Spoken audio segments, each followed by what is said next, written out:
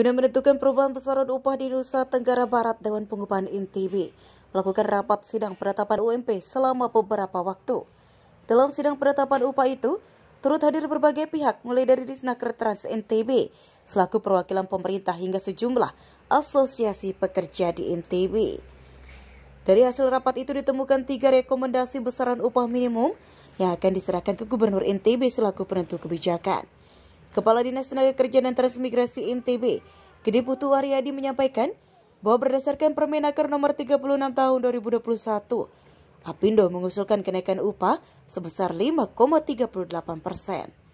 Sedangkan pihak pemerintah dengan melihat pertumbuhan ekonomi di NTB mengusulkan kenaikan UMP sebesar 7,44%. Serikat Pekerja NTB dengan mengacu pada Permenaker nomor 18 mengusulkan kenaikan upah menjadi 8,4%.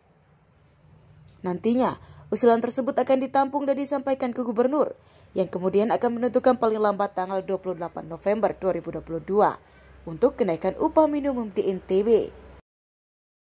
Rekomendasinya itu menggunakan PP 36. PP 36 itu formulanya sudah ditentukan kemarin, kita hitung itu kenaikannya 5,38% dibandingkan dengan 2000 yang sekarang. Dari pemerintah, saya mewakili pemerintah, saya mengusulkan kenaikan itu adalah 7,44%. 7,44% hitung-hitungannya adalah dari pertumbuhan ekonomi kita, dari inflasi dan juga melihat produktivitas dan kecepatan kerja yang ada. Sehingga penambahannya itu ada alfa 0,1 atau 10%.